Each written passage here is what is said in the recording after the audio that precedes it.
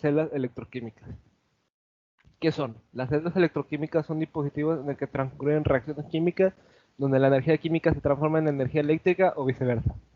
Estas celdas componen el corazón de la electroquímica, siendo el alma el intercambio potencial de electrones que puede darse espontánea o no espontáneamente entre las especies químicas. Componentes de una celda.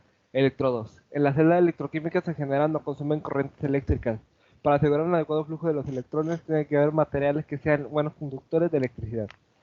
Es aquí donde entran los electrodos y el circuito externo, provisto de cableado de cobre, plata u oro. Los electrodos son materiales que aportan la superficie donde se desarrollarán las reacciones en las celdas electroquímicas. Lo hay de dos tipos según la reacción que ocurre entre ellos. Anodo, electrodo donde ocurre la oxidación, y el cátodo, electrodo donde ocurre la reducción. Los electrodos pueden estar hechos de un material reaccionante, como en el caso de la celda de Daniel, en donde encontramos el zinc y el cobre, o bien de un material inerte, como sucede cuando están hechos de platino o grafito. Los electrones cedidos por el ánodo deben llegar hacia el cátodo, pero no a través de una disolución, sino recorriendo un cable metálico que une a ambos electrodos a un circuito eléctrico. Disoluciones de electrolitos. La disolución que rodea a los electrodos también juega un rol importante, pues esta enriquece a los electrolitos fuertes, tales como el cloruro de potasio, el nitrato de potasio y el cloruro de sodio, entre otros más. Estos iones favorecen hasta cierto punto la migración de los electrones desde el ánodo hacia el cátodo, así como su conducción por las cercanías de los electrodos para interaccionar con la especie a reducir. En el puente salino, los iones de la disolución comienzan a rodear los electrodos, ocasionando una polarización de cargas.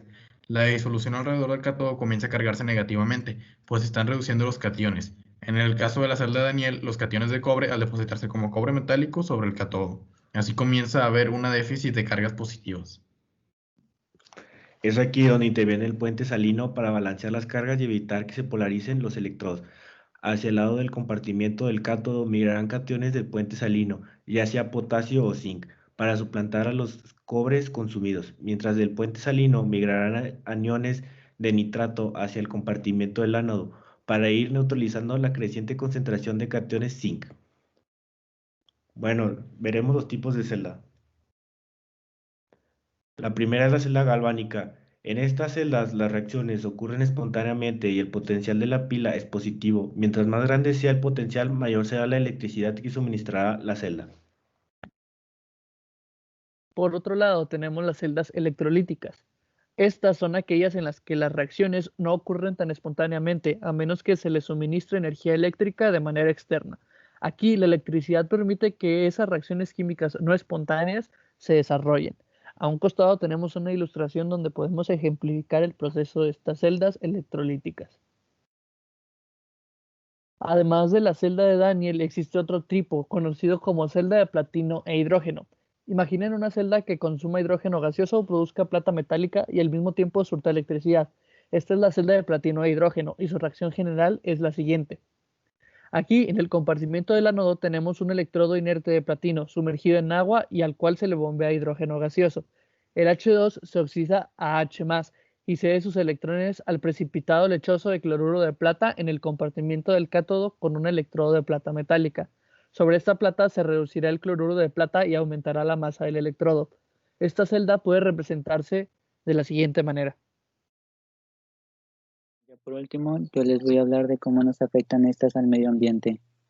Una de estas celdas pueden tardar entre 100 a 500 años para poder degradarse, además de que si estas llegaran a caer en algún río o mar pueden contaminar alrededor de 3.000 litros de agua. Pero ¿por qué estas no son tan dañinas? Bueno, esto se debe a que están compuestas de hasta un 30% de metales pesados, los cuales son tóxicos. Estos materiales son altamente nocivos para los seres vivos. También les voy a decir cuáles son los tipos de celdas que contaminan más. Estas serían las celdas galvánicas. Las celdas galvánicas como combustible no operan de procedentes del petróleo o carbón, que producen emisiones de dióxido de azufre y óxido nitroso. Las emisiones de azufre no son muy altas porque las centrales energéticas de celdas de combustible no toleran bien los compuestos de azufre. Ya por último, estas son las referencias de donde sacamos la información para hacer este proyecto del PIA.